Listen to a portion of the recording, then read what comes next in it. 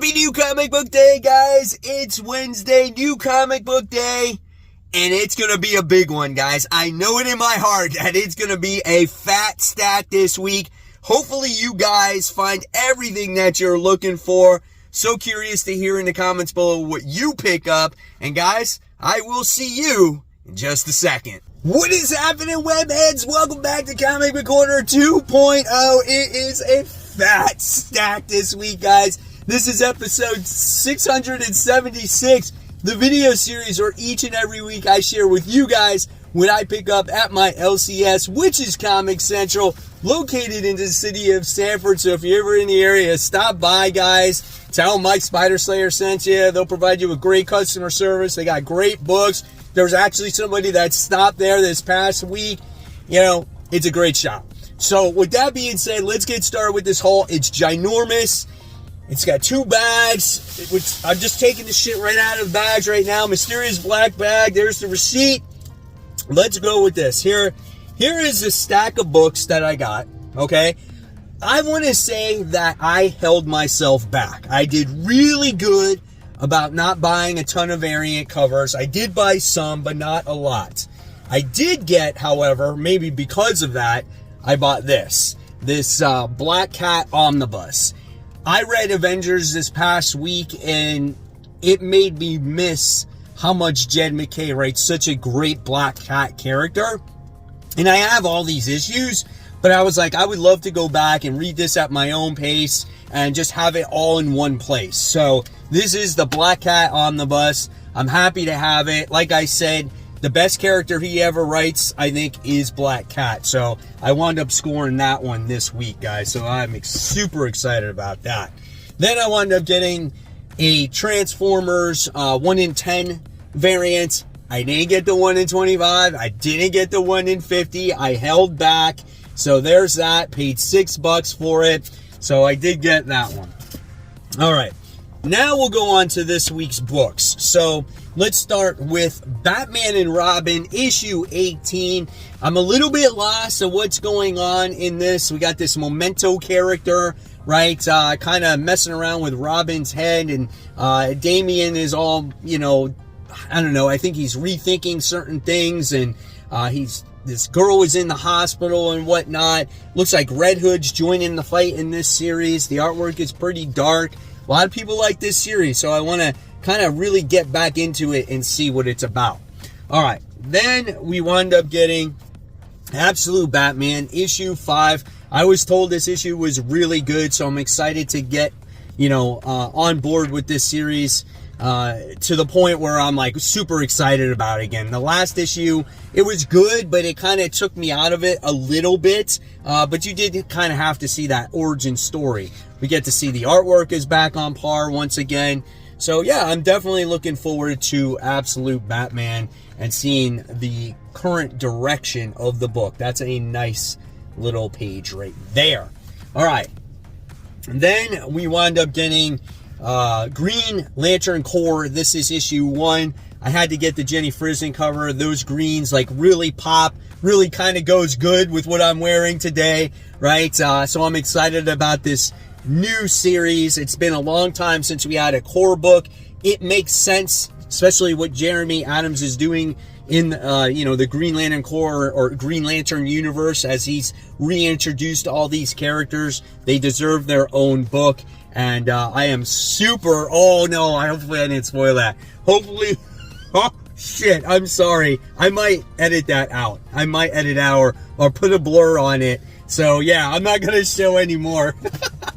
I'm sorry. That's the risk that I take when I show the artwork in the books, but usually I can catch it, right? And then hopefully, I don't know if you guys didn't see that. Anyway, also just a little note here, my shop did not receive Amazing Spider-Man and X-Men. They were both on my pull list. So I didn't drop those books. I'm just letting you know my shop didn't receive it. And then I got Spawn, issue 361. Look at that sick cover, man. I born in this cover, man. That's absolutely awesome here. So Here's the interior artwork in there. That's how this book opens up. Looks like he's going to be doing battle. I think he gets blood in this book. Here's another nice 2-page spread. You cannot beat that artwork in Spawn. So really cool. This box is very convenient. I got this, the Savage Land box, you know, the Rogue Savage Land box. So I needed a new space for my X-Men books because I have so many of them. I needed space. All right, continuing on here. I got Feral issue 10. My brain's all scattered today. I'm so excited. There's so many comics, finally. This is issue 10. Last issue of this was super good as we had the cat hoarder there. Now she's dead, and now the cats are kind of stuck. Like, what do they do without their master? The artwork is always really a lot of fun in the comic book. Just a great book to read. Can't wait to dive into that. All right, and then we got Geiger. I had to get this cover. This is the B cover. No. Oh, shit. This is the second printing, isn't it? This is issue 10. Oh, now I might be lost. Ah, shit. I might have to go back and get the main cover. I thought this was a variant cover. This is a second printing of this comic book because it had her in it. And I don't think I got the main book. Oh, man. God dang it. Now I got to go back inside. All right. Then we got Aquaman. This is issue 2. First issue was actually really good. I'm excited about the second issue and the series. Again, anything that Jeremy Adams has been writing, it's been absolute gold. So I'm definitely looking forward to it. The art is really good, man. Really, really good. Then we got the main cover of the Green Lantern Corps. So, yep, there we have that one. So I already showed you the artwork in there and almost spoiled something. Then I got Deadpool Team Up. This is issue 5. I think this is the last issue of this. I'm pretty sure. So here's the interior artwork in there with Wolverine. You can expect that great Rob Liefeld artwork in here. Yeah, and then Major X. And this has just been one of those books where, like, you're a 14, 15-year-old boy, and you're like, oh, comic books, and you just kind of read it, and you're like, oh, man, this is awesome. Like, that's what this reminds me of, right? So, cool stuff right there. All right, guys, so before we continue on, I just got to give a shout-out to my webheads out there. So let's start off with this week's shout-outs to Chris Dean, who for the second time has stopped at Comic Central. He plays in a band, and he was playing at the Barn, which is a local place where a lot of people play. And yeah, he stopped by Comic Central, which is really awesome, and he picked up some comic books. So thanks, Chris, for stopping by Comic Central. I think that's awesome. And then we have Alexis J. Martinez, who was waiting for an Uber to leave MegaCon. And look at who he ran into. He ran into Todd McFarlane, got a picture. Dude, that's the highlight of the weekend for him. That is so cool, dude. Man, I am so happy for you. And then we got some more MegaCon stuff. We got Justin Cole, who also went to MegaCon this week. He got his comic book signed, an Amazing Spider-Man.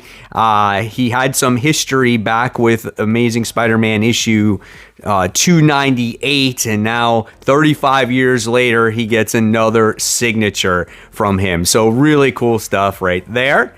And then we got Chris, a long-time fan of the channel and also a long-time member of the group, who said, I had the opportunity to meet and chat with Larry Houston, producer and director of numerous Marvel cartoons from the 90s, including X-Men. That is awesome, Chris. And he had some other posts on there. I know he met Benjamin Percy as well. And then we have Adam, who was also at MegaCon this week, and this was insane, guys. Just a quick share of me and John Boy Myers, and he got his Invincible comic signed. So really great stuff with you guys at MegaCon this week. Thank you so much for sharing. And if you want to become part of my Facebook group, just head on over to Facebook, search for the group called Comic Book Corner 2.0 Webheads Unite. It's absolutely for free. There's over 2,500 members. The only thing that you need access or to gain access is answer the membership questions so I know that you're not a bot, and follow by the community guidelines. And once you do, you will have access to this great community, guys. It's absolutely amazing. We share everything when it comes to the comic books, your hauls, your variant covers. We ask questions to each other. Just, again, an overall fantastic and fun community. And you know what? You'll never know when you could get shouted out on future new Comic Book Day hauls. All right, then we got the continuation of Psylocke. This is issue 4. Definitely a series that has impressed me. Obviously, it's not like the best book in the world, but it is a interesting read. It is fun. She has this like little creeper stalker guy that's going after her, and that keeps like dead animals petrified and stuff like that. Kind of weird story element in here. But it's not a bad book. I think it's pretty good. It's been better than some of the other X-Men solo titles. Then, Transformers. We got issue 17 here. As you know, we're getting closer and closer to Daniel Warren Johnson's conclusion. Jorge Corona artwork. Always a lot of fun. Just a great book. Lots of story plots and threads going on in this comic book. I love it every time it comes out. We'll always recommend Transformers. I did get the B cover on top of it. This one was really cool, as you get to see just a scared Ultra Magnus on here. Ultra Magnus, that's who it is, right? And it just is like, oh my God, like why is such a mighty warrior such a coward, right? But he's just going through some PTSD stuff, so pretty interesting there. Then we have Those Not Afraid. When I got this second issue, I was like, when I saw it on my pile, I'm like, what is this book? And then I do remember it, and it was a great first issue, and it had to do with like these two serial killers like teaming up with each other to see who can, like, I don't know if it's like murder the most people or whatnot. I totally forgot this book existed. Right? And now it makes my way into its pile because I said, oh, put it on my pull list. The first issue of this was damn good. So I'm telling you, you might want to read that one. All right. And then we got One World Under Doom, issue 1. This is it, guys. The starting point of Marvel's big event for the year. Does this change the Marvel universe in the future and maybe for the better? It could if it's done right. Right? So here we go, man. I am looking forward to this. And I like the artwork. The artwork looks good. So there's that. Then we got New Champions. This is issue 2. As we got the Ghost Rider on roller skates there. First issue was kind of okay. I'm interested to see what the second issue has to offer here. The artwork is decent. Who does the artwork? Is it like Paco Mandina or something? Somebody like that. Ivan Forelli. I wasn't even close. But it has that similar style. So I'm looking forward to seeing like which actual members are going to be on the team, right? So yeah, really cool. Really cool. We'll see what happens. Another book that's badass is Moon Knight. This is issue 5. One of the best Marvel books on the shelves today. Another character that Jed MacKay gets really well. He's going to be fighting against this Fairchild guy in this like boxing match. So it's going to be cool. Like this dude is pushing drugs on his streets, and this fight is for like territory. Like who will win, who will lose? I don't know. We'll find out. Really, really good book though. The artwork is pretty solid. I like it. And then we have The Moon is Following Us. This is issue 6.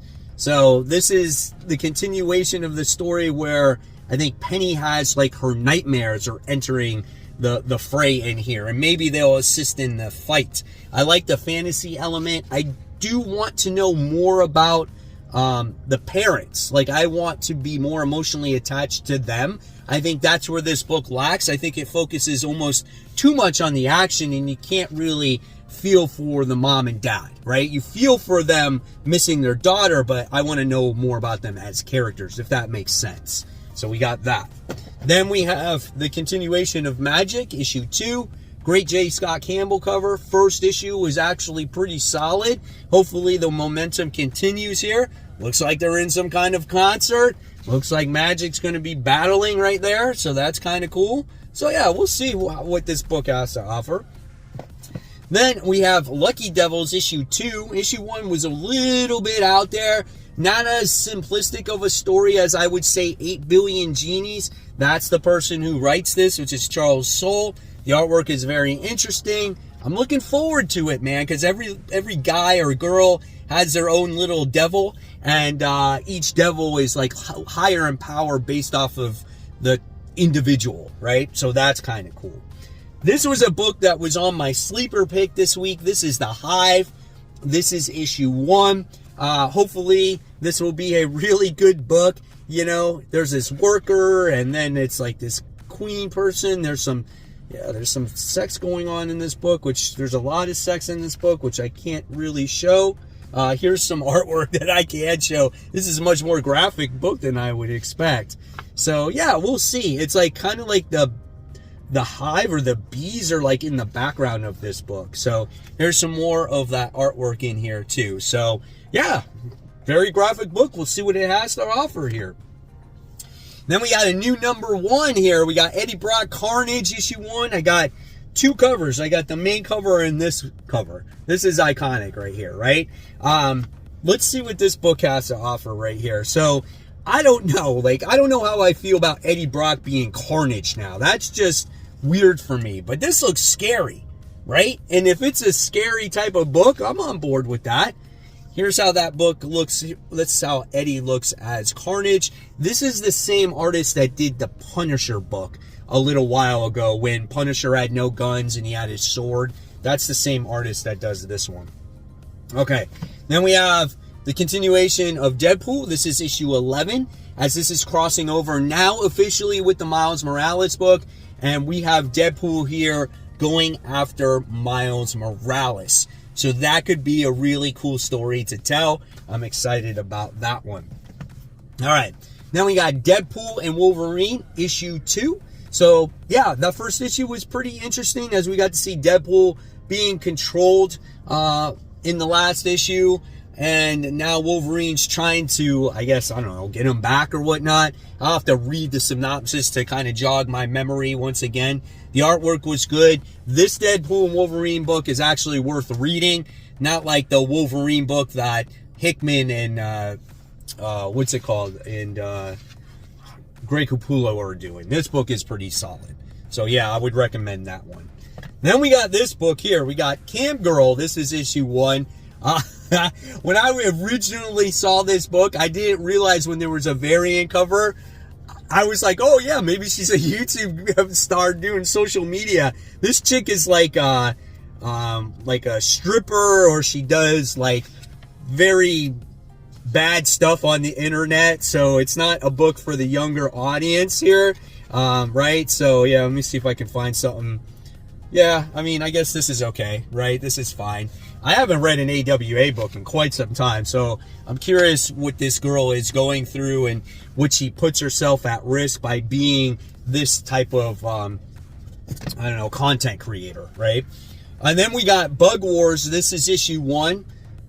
This book looks pretty interesting, right? It's like some guy that shrinks down in his yard and he comes across this world. It's a bug world. I got this Peach Momoko cover. I think it looks sick. Here's the interior artwork here. So that's what you can expect. It's pretty much like a fantasy type of style of book, but with bugs, ants, things like that. This guy's like slaughtering them. So yeah, I'm looking forward to it, man. I think this is on a lot of people's radars to check out. It's written by Jason Aaron. All right, we're getting there. We got all new Venom issue 3. Are we going to find out who Venom is in this issue? No, you're not going to find that out. We already know, though, that it's not Luke Cage based off of what happened in the second issue. And I love I don't love Paul. I love Dylan in this book because he hates Paul. And I love how Al Ewing actually, like, recognizes that. So, I still think it's Paul. That's who Venom is here. Could be wrong, but I hope it is. And then the Venom symbiote kills Paul. And then that's the end of it. Or Mary Jane kills Paul. Then we got some 2 preview books. And that's it. there you guys go. Freaking hefty haul. Let me tell you. Now I gotta go back inside and get that issue of Geiger, because I can't miss that book, man. That book is freaking top notch for me. So there you guys have it. Let me know what you picked up in the comment section below. As always, guys, there's more content right here for you to click on. Remember, support the local comic shops. Keep buying, keep collecting, and always remember, read those comics. Have a great comic book day. The most exciting day of the year so far when it comes to new comic book day. I can't wait. I'll see you guys real soon. Take care. Bye.